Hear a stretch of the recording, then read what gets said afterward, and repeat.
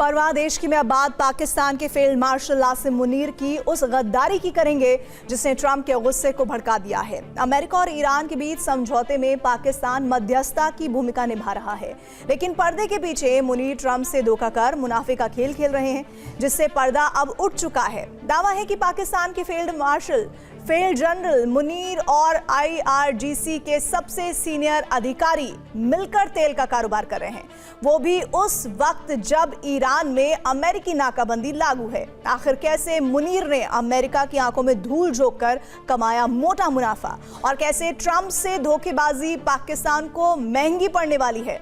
मुनीर ने IRGC chief और अपने पार्टनर अहमद वाहिदी से फोन पर बात की।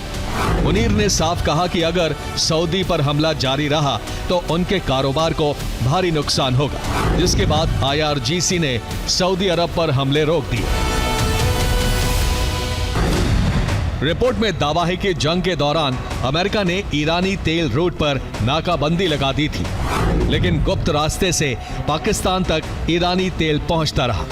इस दौरान शैडो फ्लीट टैंकरों का इस्तेमाल किया गया, जिसकी भनक तक अमेरिका को नहीं लगी और इन तेलों के बदले मुनीर ने मोटा मुनाफा कमाया। देशों की सीमा आपस में जुड़ी है, इसीलिए ये कंपनी दोनों सैन्य अधिकारियों के लिए भारी कमाई का जरिया बनी। यानी सवाल सिर्फ शांति समझौते का नहीं, बल्कि उस कारोबार का भी है जो प्रतिबंधों के बावजूद चलता रहा।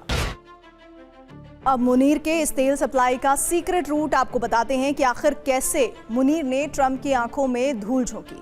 दरअसल ये पूरा ऑपरेशन पूरी तरह से अनौपचारिक या ऑफ द बुक्स रखा गया था और अमेरिकी समुद्री नाकेबंदी और पोर्ट प्रतिबंधों से बचने के लिए सरकारी शिपिंग चैनलों के बजाय निजी और गुप्त लॉजिस्टिक्स नेटवर्क का इस्तेमाल किया जा रहा है।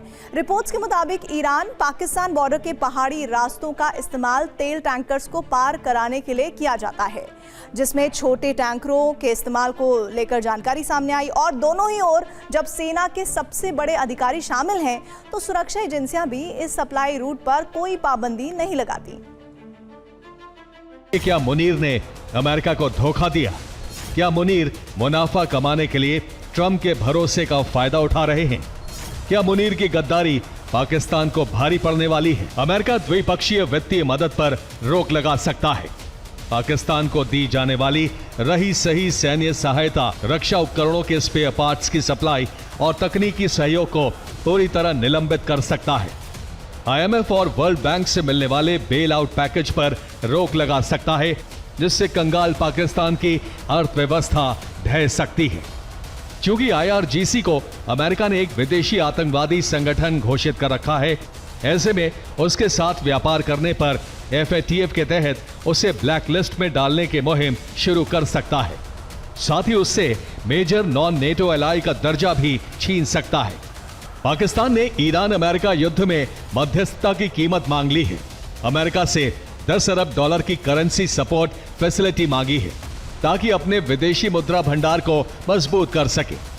आर्थिक संकट से जूझ रहे पाकिस्तान को थोड़ी राहत मिल सके।